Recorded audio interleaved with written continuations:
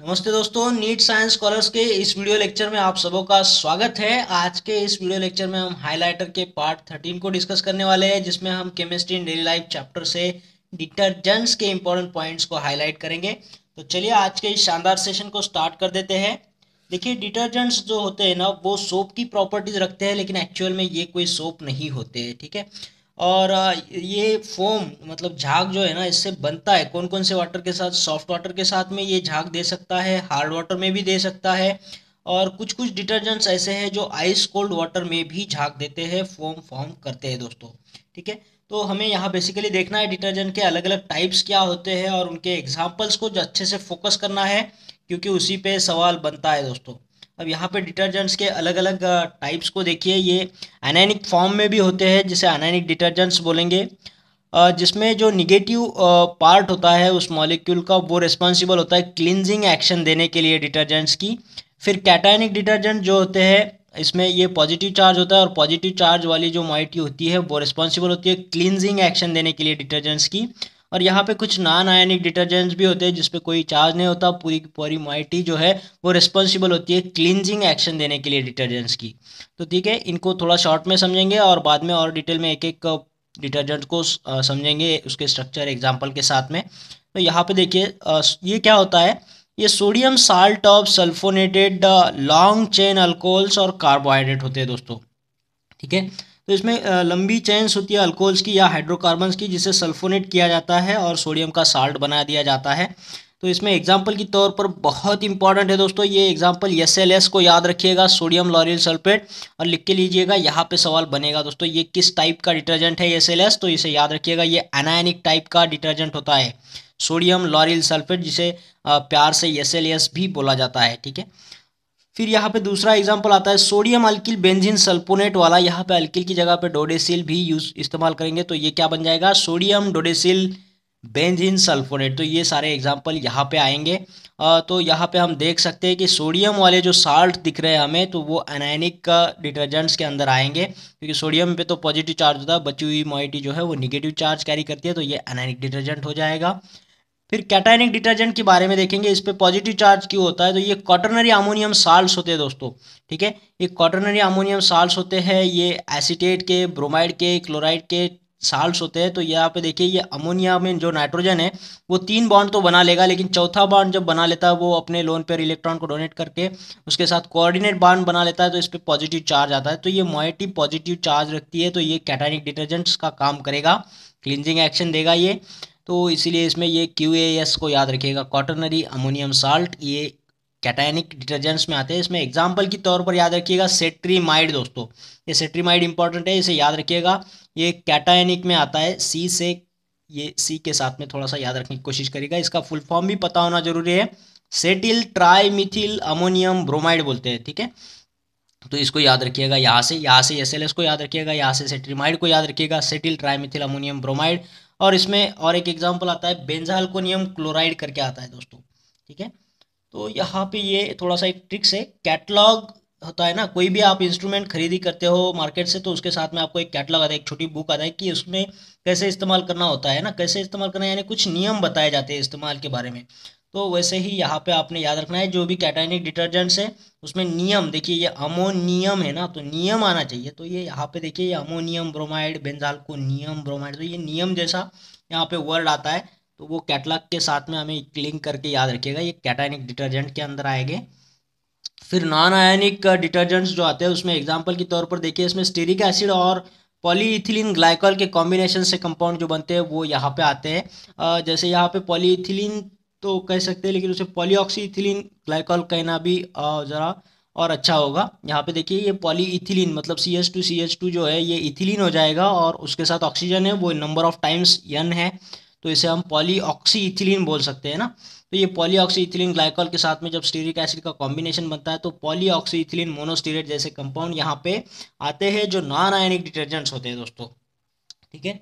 तो इसे एक बार और अच्छे से देख लेते हैं, एक एक कैटेगरी को डिटर्जेंट्स के। तो यहाँ पे हमने देखा अनायनिक डिटर्जेंट्स में कि अनायनिक डिटर्जेंट्स क्या होते हैं, ये सोडियम साल्ट होते हैं, किसके? सल्फोनेटेड लॉन्ग चेन अल्कोहल, जो भी लॉन्ग चेन अल्कोहल या हाइड्रोकार्बन्स होते हैं उनको सल्फोनेटेड किया जाता है यूजिंग सल्फ्यूरिक एसिड, और फिर उसका सोडियम साल्ट दिया जाता है यूजिंग ये सोडियम हाइड्रोक्साइड। ठीक है, यहाँ पे देख सकते हैं हम, ये पॉली मतलब लॉन्ग चेन अल्कोहल है जिसपे OH ग्रुप दिख रहा है, तो वो H2SO4 के सहारे इसको सल्फोनेट किया जाता है। देखिए ये सल्फोनेट हो चुका है, SO3H आ गया है यहाँ पे हाइड्रोजन को रिप्लेस करके, और फिर इसको सोडियम का साल्ट बनाने के लिए अल्कली में डाला दिया जाता है, यानी OH में, सोडियम हाइड्रोक्साइड में। तो यहाँ पे देखिए सोडियम हाइड्रोक्साइड को इस्तेमाल करके इसका सोडियम साल्ट बना दिया है। तो सोडियम पे देखिए पॉजिटिव चार्ज है और बची हुई माइटी पे निगेटिव चार्ज है। निगेटिव चार्ज को हम एनायन बोलेंगे, तो ये एनायनिक डिटर्जेंट का काम करते हैं क्लिनजिंग एक्शन के लिए, यही निगेटिव पार्ट रिस्पॉन्सिबल होता है दोस्तों। और बात करेंगे लंबे हाइड्रोकार्बन चेन की, लॉन्ग चेन हाइड्रोकार्बन्स जो होते हैं, जिसमें देखिए अल्कोहल तो नहीं है ना, तो ये H2SO4 के सहारे इसे भी सल्फोनेट किया जाता है, फिर NaOH के सहारे इसको सोडियम साल्ट बना दिया जाता है। तो इसमें हमने एग्जाम्पल के तौर पर देखा था यस है ना, बहुत ही इंपॉर्टेंट है, अनायनिक का डिटर्जेंट का एग्जाम्पल है सोडियम लॉरिल सल्फेट। तो इसके स्ट्रक्चर के बारे में भी थोड़ी जानकारी रखिएगा। देखिए इसमें लॉरिक एसिड आता है दोस्तों, लॉरिल है ना, तो लॉरिक एसिड आएगा, और लॉरिक एसिड में 12 कार्बन होते हैं। ठीक है, तो इसे याद रखिएगा, ये एल जब लिखते हैं तो ये 2 की जैसा होता है ना, तो ये 12 को याद रखिएगा, 12 कार्बन बनेंगे इसमें। तो यहाँ हम देख सकते हैं SLS के स्ट्रक्चर में 12 कार्बन वाले देखिए CH3 और CH2 टेकन 11 टाइम्स, ये 11वां कार्बन और ये 12 हो जाएगा, और ये उसका सल्फोनेटेड फॉर्म का सोडियम साल्ट हो जाएगा। तो इसे याद रखिएगा, और कई किताबों में आपको ऐसा भी लिखा हुआ मिलेगा CH3 CH2 टेकन 10 टाइम्स और फिर एक बाहर CH2 आएगा, तो ये कुल मिला के 12 कार्बन हो जाएंगे सल्फोनेटेड फॉर्म, और उसका ये सोडियम साल्ट बनेगा दोस्तों। ठीक है, नेक्स्ट एग्जाम्पल हमने देखा था, उसे भी यहाँ पे देख लेते हैं। नेक्स्ट एग्जांपल देखा था यहाँ एनायनिक डिटर्जेंट्स में सोडियम अल्किल बेंजीन सल्फोनेट। ठीक है, अल्किल की जगह पे हम डोडेसिल वाला अल्किल इस्तेमाल करेंगे, तो सोडियम डोडेसिल बेंजीन सल्फोनेट हो जाएगा। और डोडेसिल में भी आपने याद रखना है 12 कार्बन होते हैं, लॉरिक एसिड में 12 कार्बन, डोडेसिल में 12। ठीक है, डिका तो पता होगा आपको, नोना डिका है ना, नोना मतलब 9, डिका मतलब 10, 10 और ये 2, 10 और 2 मिलकर 12 कार्बन वाला कंपाउंड हो जाएगा ये। तो देखिए यहाँ पे ये सोडियम हो गया, सोडियम पर इसका साल्ट हो जाएगा, ये सल्फोनेटेड फॉर्म है, ये बेंजीन है। अब बचा डोडेसिल, तो ये कार्बन लिख दीजिए 12 carbon, CH3 CH2 taken 11 times, तो ये आपका स्ट्रक्चर हो जाएगा सोडियम डोडेसिल बेंजीन सल्फोनेट का दोस्तों। और ये एग्जांपल हो जाएगा अनायनिक डिटर्जेंट्स का। देखिए सोडियम पे पॉजिटिव चार्ज है और बची हुई मोइटी पे निगेटिव, निगेटिव यानी अनायनिक, तो ये अनायनिक डिटर्जेंट का एग्जाम्पल हो जाएगा। और अनायनिक डिटर्जेंट का इस्तेमाल भी देखिए दोस्तों, यहाँ पे टूथपेस्ट में आप देख सकते हो, आप टूथपेस्ट देख लीजिएगा, आपका उसके इंग्रेडिएंट में आपको SLS दिखने जरूर मिलेगा दोस्तों, सोडियम लॉरिल सल्फेट। ये एक अनायनिक फॉर्म का डिटर्जेंट्स है, तो ये टूथपेस्ट वगैरह में इस्तेमाल होता है, तो इसके यूज़ को भी याद रखिएगा। नेक्स्ट बात करेंगे हम कैटायनिक डिटर्जेंट्स की। दोस्तों कैटायनिक डिटर्जेंट्स में हमने देखा पॉजिटिव चार्ज होता है, और पॉजिटिव चार्ज क्यों होता है, तो यहाँ पे देखिए QAS होता है, क्वाटरनरी अमोनियम साल्ट्स होते हैं ये अमाइंस के, किसके साथ में, एसीटेट, क्लोराइड और ब्रोमाइड के साथ में होते हैं। तो इसमें अपने हाँ हम लोगों ने खास एग्जांपल देखा था सेट्रीमाइड को याद रखना है, इसका फुल फॉर्म भी हमने बोल दिए थे, सेटिल ट्राइमिथिल अमोनियम ब्रोमाइड दोस्तों। ठीक है, तो यहाँ पे देखिए नियम आता है, कैटलॉग है तो नियम है ना, कैटायनिक डिटर्जेंट्स है तो नियम यानी अमोनियम के यहाँ पे साल्ट्स बनेंगे। तो यहाँ पे अमोनिया का नाइट्रोजन देखिए जिस पे पॉजिटिव चार्ज बना है, क्योंकि इसने 4 बॉन्ड बना लिए, जनरली ये 3 बॉन्ड बनाता है, एक लोन पेयर होता है, वो लोन पेयर को डोनेट करके ये कोऑर्डिनेट बॉन्ड बना लेगा। तो यहाँ पे हम देख सकते हैं ये सेटिल फॉर्म है, ये सेटिल में कितना कार्बन होता है, 16 कार्बन। तो यहाँ पे देखिए CH3 का एक और CH2 taken 15 times, total 16 carbon हो जाएंगे। फिर ये नाइट्रोजन जो यहाँ पे ट्राई मिथिल ग्रुप भी है, तो इस पे पॉजिटिव चार्ज आएगा, ये 4 बॉन्ड बना लिया और ये साल्ट बनाएगा ब्रोमाइड के साथ में। तो ये सेट्रीमाइड के एग्जाम्पल और स्ट्रक्चर को याद रखिएगा दोस्तों, ये इंपॉर्टेंट है एग्जाम पॉइंट ऑफ व्यू। और इसका यूज़ भी देखिएगा, कैटायनिक सरफैक्टेंट जो है ये हेयर कंडीशनर्स में यूज़ होते हैं, और ये जर्मिसिडल प्रॉपर्टी रखते हैं, इसलिए इसका यूज़ थोड़ा सा लिमिटेड है, तो हेयर कंडीशनर के लिए याद रखिएगा इसका यूज़। ठीक है, फिर हमने देखा था नॉन आयनिक डिटर्जेंट्स, और इसमें हमने देखा था ये जो पॉलीइथिलीन ग्लाइकॉल के साथ में स्टेरिक एसिड का कॉम्बिनेशन बन जाता है, ये पॉलीइथिलीन ग्लाइकॉल को पॉलीऑक्सीइथिलीन ग्लाइकॉल बोलेंगे तो और सही होगा।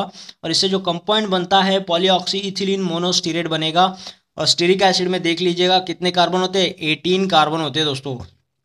तो अब देखिएगा ये कैसे फॉर्म बना लेता है, तो यहाँ पे देखिए ये स्टेरिक एसिड है जिसने इसके साथ में एस्टर बना लिया पॉलीऑक्सीइथिलीन के साथ में। तो इसमें देखिएगा 18 कार्बन आपको दिखेंगे, ये CH2 टेकन 16 टाइम, ये CH3 वाला 17, और ये जो यहाँ एस्टरिक कार्बन है ये हो जाएगा आपका 18 नंबर का। तो 18 कार्बन का कंपाउंड जो एस्टर फॉर्म कर लिया है, इथिलीन ग्लाइकॉल के साथ में। तो यहाँ पे पॉलीऑक्सी इथिलीन है, n टाइम्स किया है ये कंपाउंड और CH2CH2OH। इस कंपाउंड का नाम हो जाएगा पॉलीऑक्सी इथिलीन मोनोस्टीरेट दोस्तों, ठीक है। तो स्टीरिक एसिड में कितना कार्बन, 18 कार्बन होगा। और देखिए नॉन आयनिक डिटर्जेंट जो होते हैं ना, हम जो डिश वॉशिंग के लिए डिटर्जेंट्स यूज़ करते हैं, लिक्विड डिटर्जेंट्स यूज़ करते हैं, वो नॉन आयनिक फॉर्म के होते हैं दोस्तों। और इनका मैकेनिज्म ऑफ एक्शन बहुत इंपॉर्टेंट है। ये मिसेल फॉर्मेशन से काम करते हैं, एक मिसेल फॉर्म कर लेते हैं, जो भी ग्रीस है, ऑयल है बर्तन को लगे वाला, उसे निकालने के लिए ये उसके साथ में मिसेल फॉर्म करते हैं और उसे निकाल देते हैं दोस्तों। इसका मैकेनिज्म ऑफ एक्शन भी इंपॉर्टेंट है, इसे भी याद रखना है। चलिए अगला पॉइंट देखते हैं पोल्यूशन से रिलेटेड डिटर्जेंट्स का। तो हमने देखा डिटर्जेंट्स में एक लॉन्ग चेन कार्बोहाइड्रेट होता है, कार्बोहाइड्रेट की बड़ी लंबी चेन होती है। तो ये चेन अगर ब्रांच हो या फिर अनब्रांच हो तो इसका पोल्यूशन पे क्या इम्पैक्ट होता है, उसे यहाँ पे देखना है। देखिए डिटर्जेंट्स में जो लंबे चेन्स है हाइड्रोकार्बन्स के, तो वो अगर ब्रांच होते हैं दोस्तों, तो ऐसे डिटर्जेंट्स को बायोडिग्रेड करना मुश्किल होता है। तो ये नॉन बायोडिग्रेडेबल होते हैं ब्रांच वाले। तो ये वाटर बॉडीज़ के अंदर जाकर के बहुत दिनों तक फोम फॉर्म कर सकते हैं। तो उसकी वजह से वाटर बॉडीज़ में पोल्यूशन होगा, तो ये वाटर पोल्यूशन ये कॉज कर सकते हैं ब्रांच चेन वाले डिटर्जेंट्स। और ये उसके विपरीत में अनब्रांच की बात करेंगे तो ये बायोडिग्रेडेबल डिटर्जेंट्स में होते हैं, ये अनब्रांच चेन इस तरीके से। तो ये पोल्यूशन प्रिवेंट करने के लिए हम यहाँ पे unbranched long chain of hydrocarbon का इस्तेमाल कर सकते हैं डिटर्जेंट को बनाने के लिए, ताकि हम ये वाटर पोल्यूशन से इस वाटर बॉडीज़ को बचा सके दोस्तों, ठीक है। तो ये इंपॉर्टेंट पॉइंट है यहाँ पे पोल्यूशन से रिलेटेड। ब्रांच्ड चेन वाले डिटर्जेंट्स पोल्यूशन कॉज करते हैं वाटर पोल्यूशन, और अनब्रांच वाले प्रिवेंट करते हैं पोल्यूशन। और हमने देखे ये कार्बन कितना होता है कौन से कंपाउंड में, तो लॉरिक एसिड देखा SLS में 12 कंपाउंड कार्बन होते हैं उसमें। फिर डोडेसिल वाला हमने देखा था, ये अनैनिक फॉर्म का एग्जाम्पल, उसमें भी 12 कार्बन हो गए डोडेसिल का मतलब। फिर सेटिल वाला सेट्रीमाइड में देखा था, सेटिल उसमें 16 कार्बन होता है। फिर स्टीरिक एसिड का एग्जांपल देखा था हमने, जिसमें 18 कार्बन होता है दोस्तों, नॉन आयनिक फॉर्म में एग्जांपल देखा था ना हमने। और यहाँ पे क्लिनजिंग प्रॉपर्टी देखिएगा, डिटर्जेंट्स की क्लिनजिंग प्रॉपर्टी ज़्यादा होती है सोप से, है ना, साबुन से अच्छा डिटर्जेंट होता है क्लिनजिंग करने के लिए। तो ये सब चीज़ें आपने याद रखना है। इस वीडियो में इतना ही दोस्तों, आशा करता हूँ आपको ये वीडियो अच्छा लगा होगा, पसंद आया होगा। और अगर ऐसा हुआ है तो इस वीडियो को लाइक करना है, शेयर करना है और कमेंट बॉक्स में कमेंट जरूर करना है दोस्तों। और हाँ, उन लोगों से मेरी गुजारिश है जिन लोगों ने अभी तक चैनल को सब्सक्राइब नहीं किया है, तो उन लोगों ने चैनल को सब्सक्राइब कर देना है, उसके बाद आने वाले बेल आइकन को भी क्लिक करना है। इससे होगा क्या दोस्तों, आने वाले हर एक वीडियो का नोटिफिकेशन आपको मिलता रहेगा और आपको यूं ही लाभ होता रहेगा दोस्तों। तो फिर मिलते हैं एक और बेहतरीन वीडियो में, तब तक के लिए थैंक यू।